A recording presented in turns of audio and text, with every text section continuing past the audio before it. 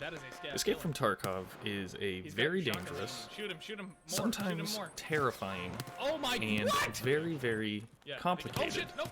That's right. realistic I got it. shooter, looter, survival game. Wow, that was right on your feet.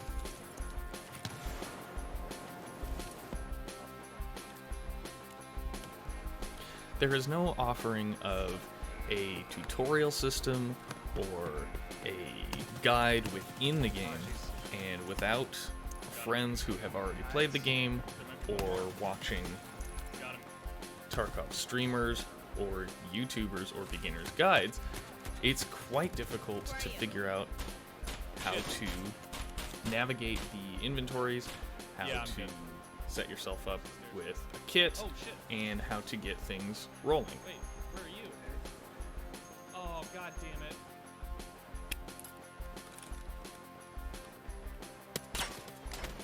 There have been quite a few new That was a people god name. in my community amazing. that are just starting to get into the game or want to get into the game, and I thought I would take this opportunity to put some of what I know into a guide series. So this is going to be the first episode of Tarkov How To for beginners. You what, man?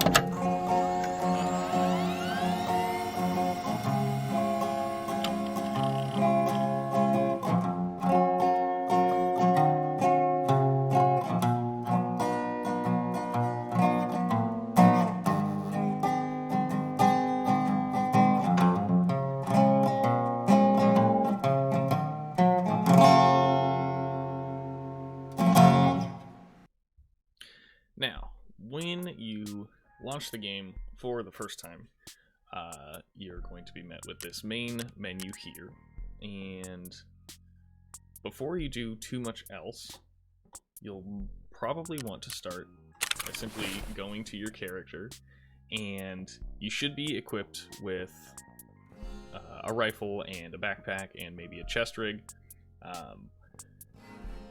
Take all that stuff off, and I would recommend jumping into an offline raid with a simple few things. Let's jump in and learn how to just navigate the game. So, running with just a pistol and a few of the necessary healing items, like a bandage, which is used to stop light bleeds, your S-Mark tourniquet, used to stop heavy bleeds. Very, very important to stop heavy bleeds. Splints are used to fix fractures, more common than you'd expect. Ow. Oh. You just broke both your legs. Why did... Oh. No, thank you. What did I say? You said be careful of jumping off the rocks. Yes! You just broke both your legs. Well, you can walk normal now, but we need to find splints. And you'll have AI2 medkits, also referred to as cheese or craft singles. These replace your HP. And painkillers, which are used to sometimes go in place of a splint, say you forgot it, or if your legs get blacked out because you've lost way too much blood. You can still move if you have a painkiller going. Otherwise, you'll be limping from one side of the map to the other, and that is never any good. We should be able to get a good handle on moving around, engaging with the AI enemies, and doing a bit of looting. Now, in order to actually load your gun, you will either need to right-click and unload this weapon, or if you double-click, you'll open up this larger context menu, and you can pull the magazine out of it like that.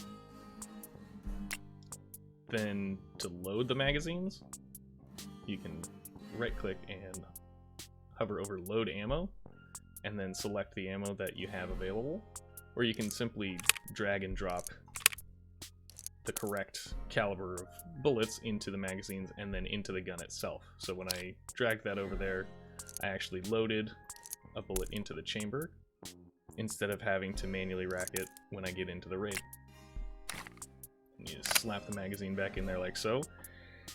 And a good thing to get used to doing is holding left alt and clicking on weapons and equipment in order to slap them straight on instead of having to drag. It makes looting quicker, which means you are paying attention to a dead body for less time, means you're more alert with what's going on around you versus dragging stuff around in a menu and getting yourself killed.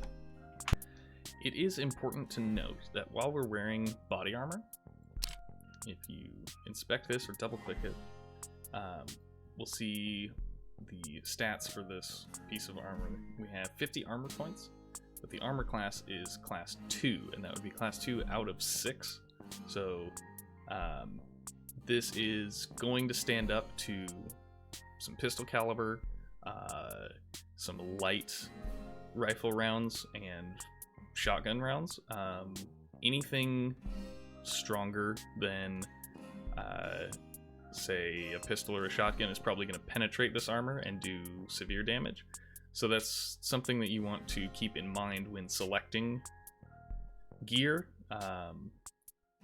However, just starting, you kind of have to use what you've got. And we'll dive into understanding the armor and the penetration and damage from different kinds of ammo in another video. Another useful tip would be to also use control and click, and that will put things into your inventory without having to drag. Right? So for these purposes, we're going to load our secure container with our healing items. And that way we won't lose them if we don't get a chance to use them. I'm also going to put our extra ammo into the secure container.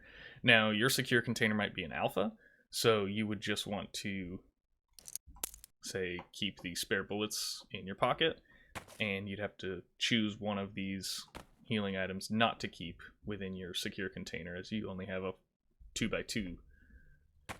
I'm going to go ahead and put that back into the gamma container, and we'll continue. Alrighty, so in order to actually load into a raid, click on Escape from Tarkov, and you'll see you can choose to run as a scav or run as your PMC, which is your main character. We're going to run as our main character, and I learned on customs first. There are many different reasons to learn any of the different maps first. I personally like customs. There's a lot of early tasking on customs. I think it's an important map to know, and whatever map you choose, you're going to want to run it offline for the first few tries, and make sure you enable PvE, and with the difficulty and amount set to as online to give you the best representation of what it would be like to run an actual raid. You just won't be running into other real players. It would also be helpful if you do have a second device or a second monitor to have a map up for whichever map you're deciding to run your offline raids on. That'll help you get used to landmarks and teach you how to navigate the map much quicker than just figuring it out by sight alone. So we'll sit through a loading screen, and I'll go ahead and scrub that out so that we don't have to sit here watching 2 minutes of loading.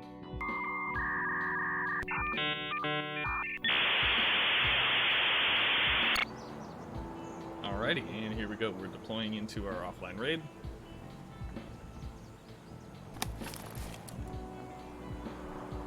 Okay, so the first time that you load into Tarkov, everything should be fantastically new.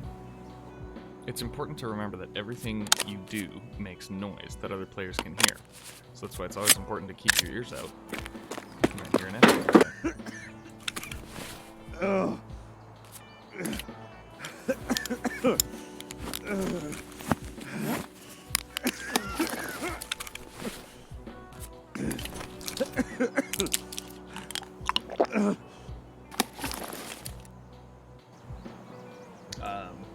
I know from playing this map enough times that I am just here in the northwest yard, close to the ZB 1011 extract. Now, when you're in your raid, in order to check where your extracts are, you're going to want to double tap O, is the standard keybind for that. And as you can see, we have a list of potential extracts that we can use. So we're going to start getting on our way. So if we look at our list, we have ZB13, Dorms, Vehicle Extract, Crossroads, Trailer Park, RUAF Roadblock, and Smuggler's Boat. So these are all going to be on the opposite side of customs from where we showed up.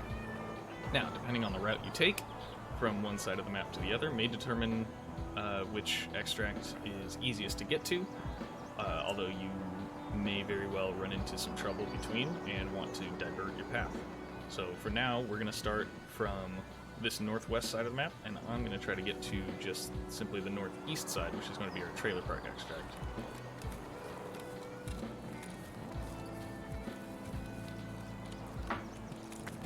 And we're out in the main shipping yard, and I've been yelled at. That's the nice thing about AI scavs, they typically will yell at you before they start shooting you.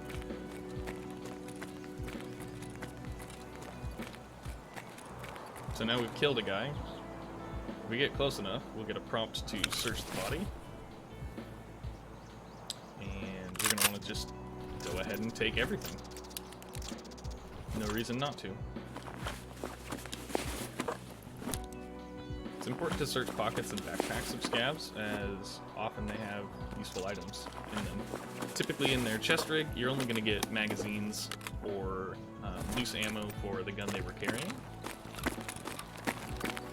And let's go ahead and get a rifle going. So, making sure we still have ammo in this, I hit Alt-T, check the mag there. And you can see in the bottom corner they're nearly full. I'm blocking a bit of the text, but it gives you the caliber and the type of ammo. So we're using 8.55. So we've meandered around a little bit, and to my south is going to be the new gas station, which you can see on the map here. And to my north will be the old gas station. Now, the old gas station has a way through to sort of the central part of the map that folks call Stronghold. There's a large cement structure where the raid boss can spawn. It is kind of a hot PvP area.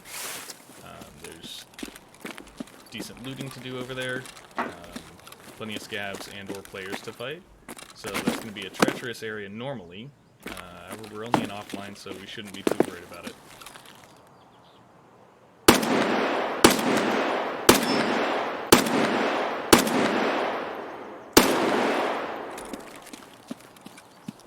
Alright. Used about half that mag. We'll go ahead and hit a reload. Now, unlike other games like Call of Duty, this game we're stuck with exactly the amount that we've got in terms of ammunition. You don't just reload a mag and then you have a certain amount of shots remaining that always fills up a mag. What happens is I've reloaded the magazine that I shot out of, so it remains at about half. So if I use up this magazine and the next magazine, when I reload the final time, I'm going to have about half. It's not going to give me a full mag. It's also important to make sure you have space to reload. If you run out of space in your chest rig or in your pockets, you're going to drop your magazine when you hit reload.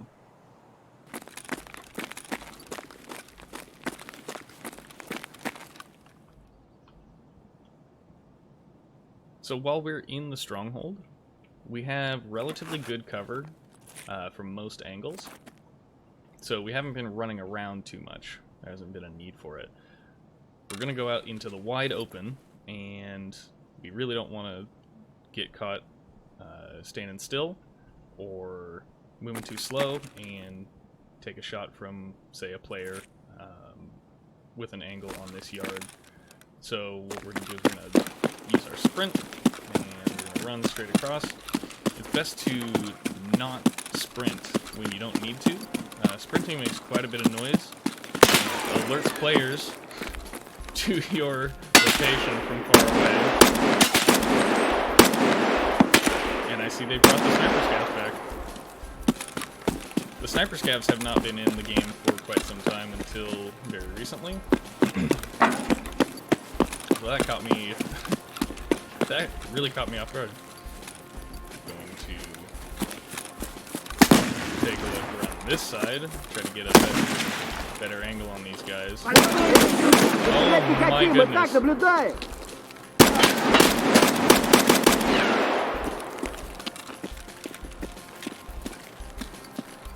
And I believe there's one more just down yonder way.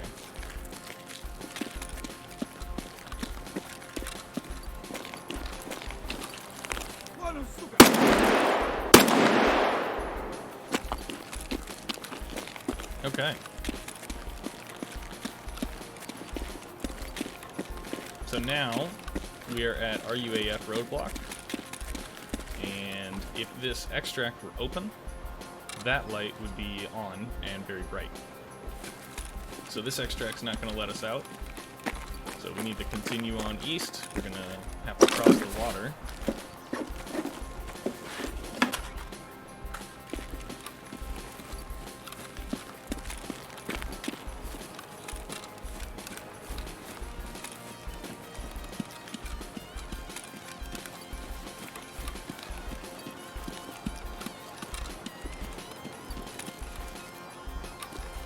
Now this yard is the customs terminal, often referred to as Big Red. This is a red building that is rather big, and then there's a little blue one that's right here, just on this side. There's also another little blue on the opposite side of this yard. There are a couple of reasons that Big Red's important. You do need to go there for a few tasks eventually. But we don't really need to worry about that with our first offline raid after downloading the game. And we're just keeping our eyes and ears out, making sure there's nobody around.